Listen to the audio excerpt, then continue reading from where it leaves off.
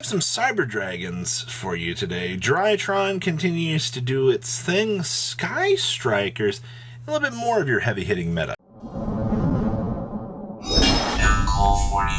Make sure you guys smash the living crap out of that subscribe button so you guys don't miss out on more awesome content. So we're going to be taking a fun little look here at Cyber Dragons. And this was from Asian Persuasion's channel. I really just wanted to kind of analyze and look at how this deck is kind of swinging around right now and still being a very strong competitor.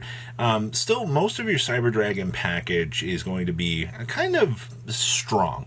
You're going to stay very, very much behind these good cards here and assisting you with your powerhouse options and actually extending out on the double Horist here as well. Now, you're also going to notice that we have one Gizmek of the Sunrise. You've also got the Gizmek Orochi in here to kind of help you beam out some of your friends.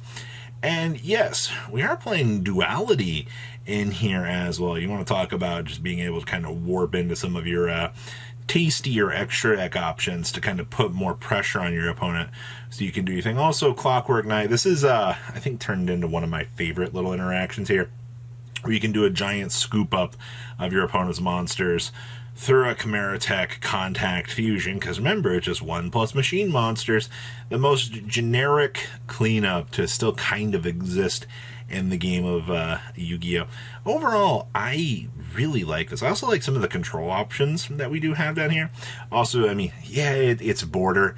Yeah, it might not be the most fun interactive. I want to play Cyber Dragons, but this lets you go first and actually put control on your opponent and force them to be able to handle this.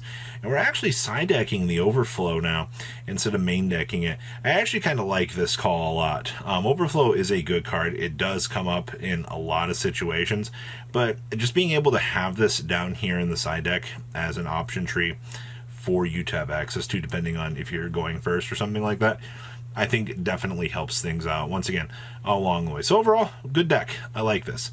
Next up here, we have Drytron. Now, the first thing I'm going to tell you is Drytron, it did get really better with the change in the format, because I feel like it's just still kind of the same deck that we've had sitting here for a little while. That's not a bad thing, all right? Don't get me wrong.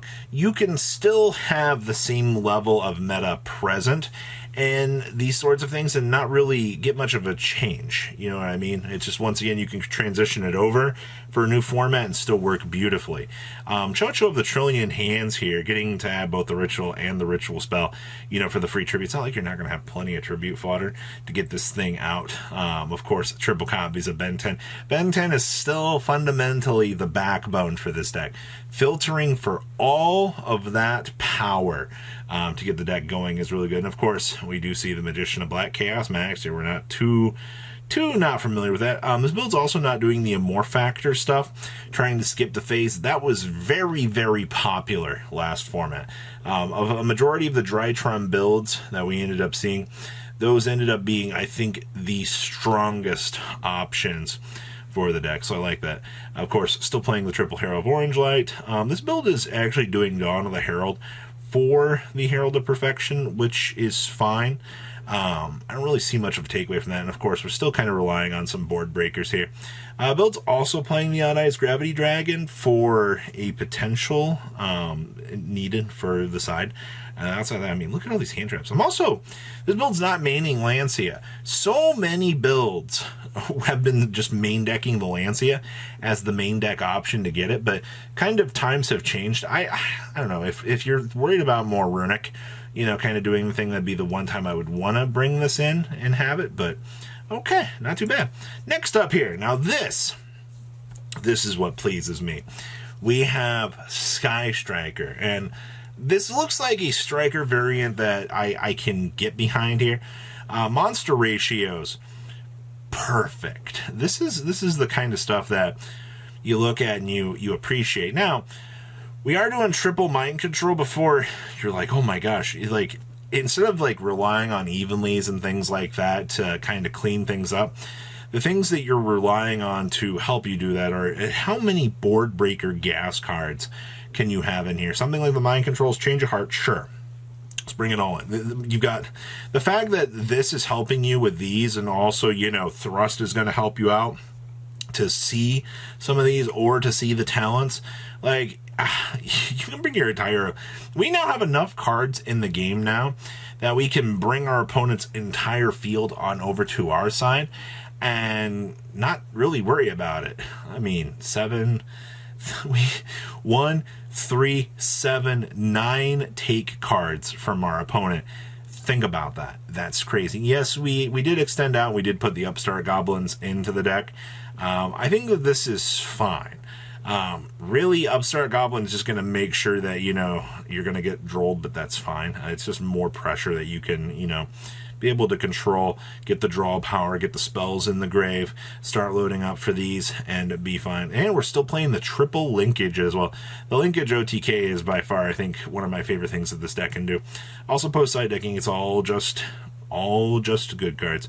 Also, the extra deck is very, very straightforward. Daharak, the one unicorn.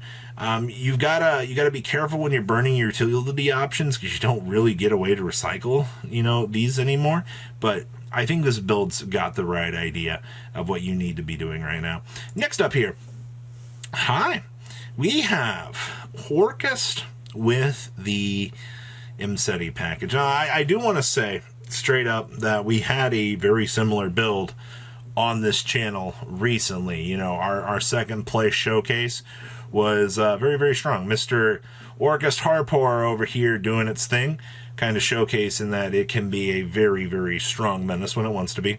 But you've got to remember, you have to kind of rely on Bysteo cards this format to kind of get you into a position that, you know, you can control your opponent. Lubellion with the Branded Regained. Branded Regained is free value for this deck. All right, the recyclability, the draw one, the resetting of resources is nuts. You need to think about this. All right, like this package is incredibly strong.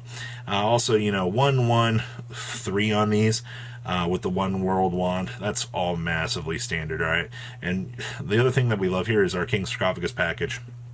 Discard fodder for, you know, these really terrible cards. They're going to help you set up and do your thing. Also, if push comes to shove and you do need to set up a zombie vampire to get, you know, the back half of mills actually kind of started for you, you know, turn the key, get the deck started, try to get some advantage going, it should work out. I also see that we are playing some Book of Eclipse in here as well. Interesting for the defensive options, because like Book of Eclipse doesn't really show up all that much.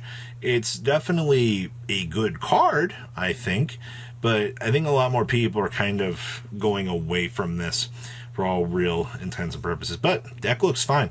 I think that this is pretty strong. This is, once again, the kind of stuff that you want to see here as well. And hey, this is Fire Kings. A good friend of mine actually sent me this today. I was like, hey, I won locals, Robbie.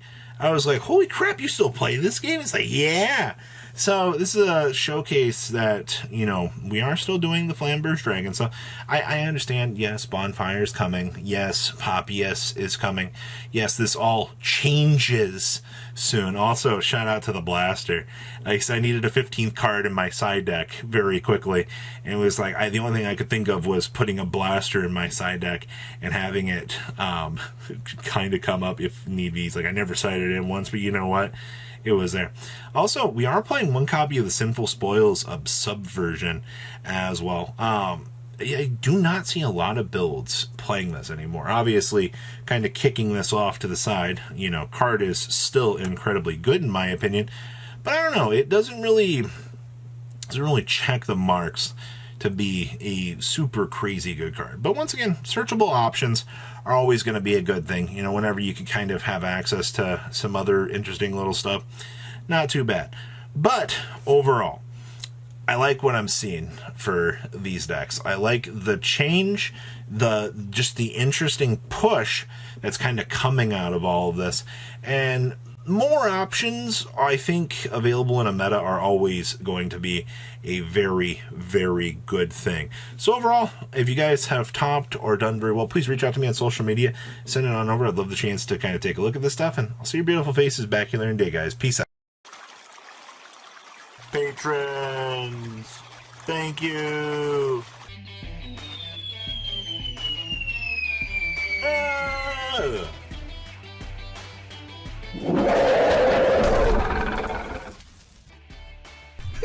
you so much for watching. Check out these other videos.